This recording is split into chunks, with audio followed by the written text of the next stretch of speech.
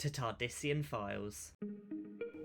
Hello, listeners! Yes, it's me, I've been away for a while, but in light of the 2026 Christmas special being cancelled, I found this has opened up the space for me to try and deliver the lineup that I'd originally planned for this season of the podcast before the Time Lord and the TARDIS returns to our screens. And feeling the mid-2010s nostalgia that's been going around a lot lately, I felt like reviewing one of my favourite Series 9 episodes, Kill the Moon. Without further ado, let's get into it.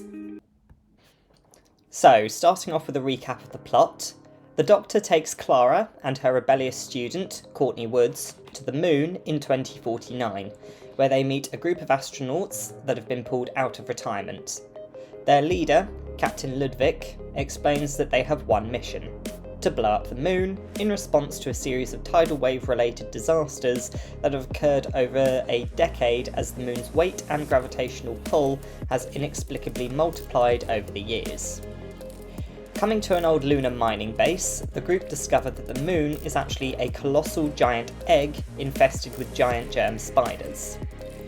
Realising that the disintegrating moon is actually hatching, astronaut Lundvik insists on detonating the nuclear bombs they brought with them to protect Earth from the hatching creature, and to end the devastation its hatching is causing on Earth. Refusing to interfere with human destiny, the Doctor abandons Clara, Courtney and Lundvik on the moon base to make the decision for themselves. Clara decides to broadcast a global vote to Earth. However, unexpected to her, the world votes to destroy the creature.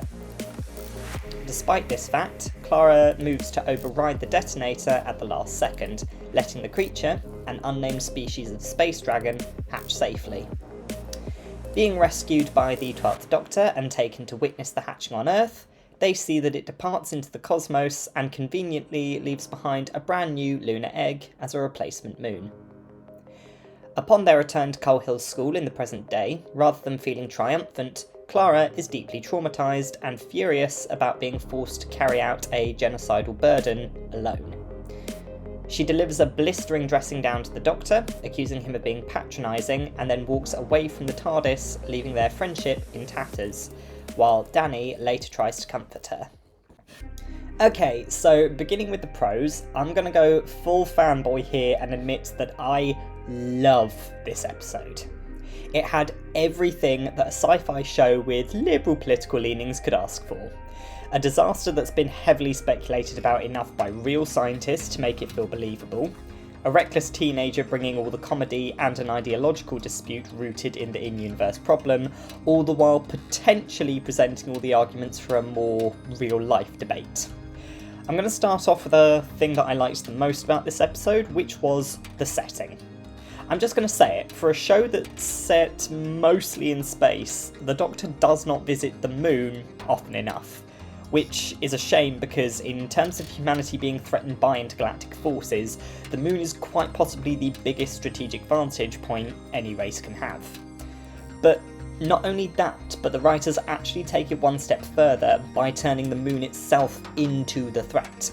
I remember watching this episode as a child thinking that the idea that the moon was an egg to be a little bit ridiculous at the time, because why does its surface mimic that of a moon?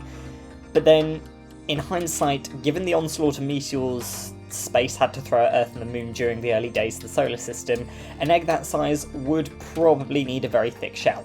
Literally. So, in hindsight, no complaints here.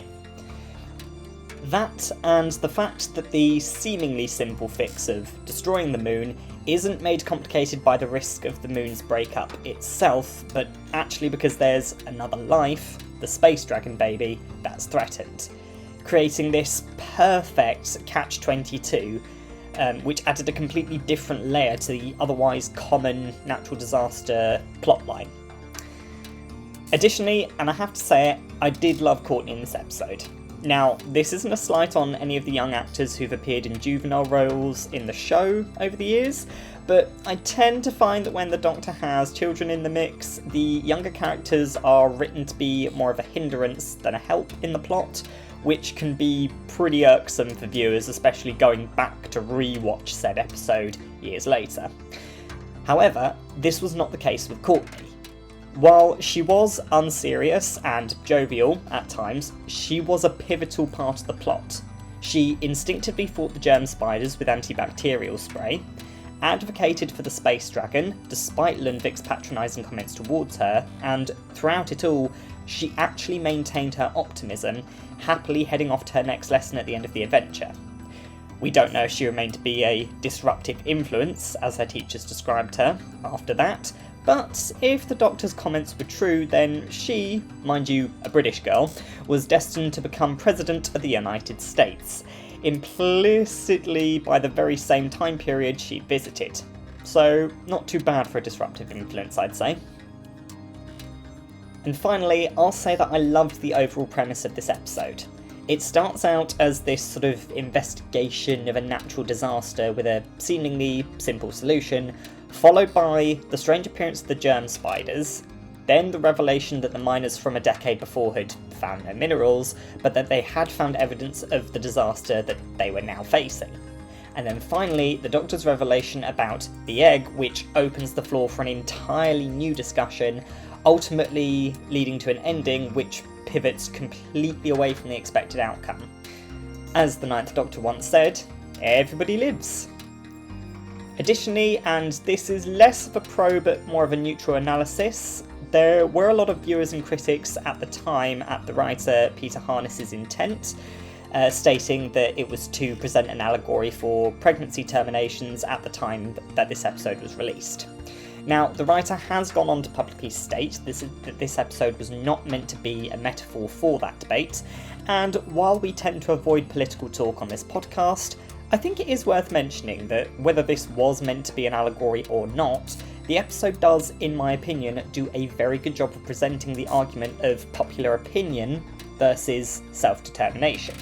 Because at the centre of it all, you have Clara, the one who is ultimately the one who has the decision to make, and then you have Courtney on one hand, whose advice may not be coming from a place of experience, nor is she maybe as articulate as Lundvik is to explain her reasoning, but her advice and opinions are still valid. And then on the other hand, you've got Lundvik, the veteran of the three women, whose advice and opinion is logical, well articulated, and backed up, in this case, literally by the majority of the world. Both choices have consequences, both choices have risks.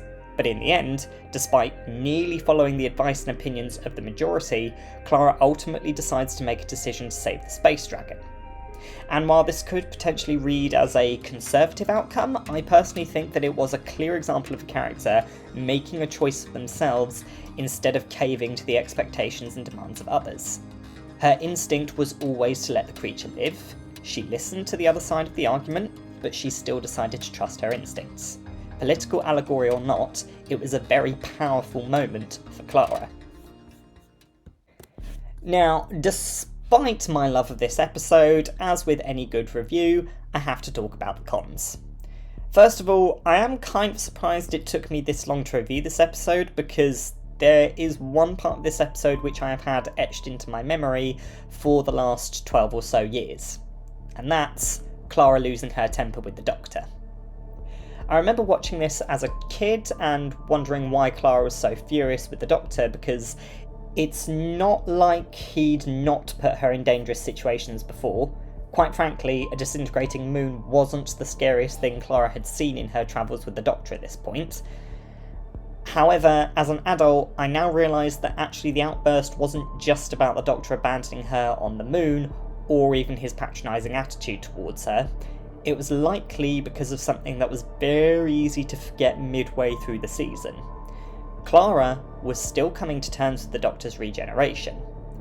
And this is actually a storyline that most of us can relate to, because many of us have had a friend or loved one who's suddenly changed, seemingly overnight, and it can be a real source of grief for people. Clara was still mourning a level of closeness that she'd had with the Doctor back when he was more openly emotional and had a bit more emotional awareness in his previous incarnation. And up to this point, she's actually dealt with a lot of questionable and just downright nasty behaviour from the Doctor. From how he handled Rusty in Into the Dalek, to how he treated her boyfriend purely because he was an ex-soldier. This moment here, when he literally abandons her on a rapidly disintegrating moon, all the while knowing that the moon would hatch safely and no one would be hurt, was probably the last straw of several months of Clara making excuses for the Doctor and hoping that he'd regain some level of self-awareness. And when I look at it from that perspective, I can't help but be very upset with the Doctor as a viewer, because he's treating his best friend like crap. And it took up until that point, the point where she's flipping out at him and crying, for him to realise it. And then on top of that, and this is more of an in-universe con that I have with this episode, it's more to do with the physics of the situation, or more specifically, the gravity of the situation. Now, as a humble biologist, I'm not very au fait with planetary physics and whatnot, but at the same time, I still found Lundvik's insistence on killing the creature, knowing that the moon would be drawn back together by the corpse's gravity, to be very short-sighted. Now, this is because, to my understanding, it wouldn't have actually solved the root of the problem, the excess gravity of the moon.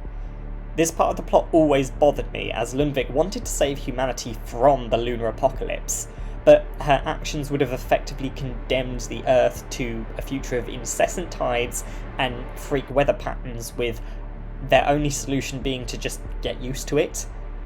That to me always seemed a bit off, like that part of the story wasn't very well thought out from a scientific point of view, which I found a little bit surprising for a show that tends to try and stay close to scientific accuracy. So there you have it, folks, that's my hot take on Kill the Moon, and again I would like to reiterate this is one of my favourite episodes of Series 9. It somehow manages to combine debate about self-determination versus following popular opinion and advice, as well as a natural disaster storyline, which was for the most part very believable. And that I really think was just really perfect. It was chef's kiss, peak Doctor Who being a sci-fi show that heavily features humanity and their near future, and I just think it was absolutely brilliant. What did you guys think of the episode? Did you agree with our review? Did you notice something we missed? Let us know in the comments section on our YouTube channel and our social media pages. You can listen to all episodes of the podcast on YouTube, YouTube Music, Spotify, and Apple Podcasts. You can also follow us on Instagram and TikTok at Tardisian Files Podcasts to get the latest updates on upcoming episodes. And as always, see you next time on Tardisian Files.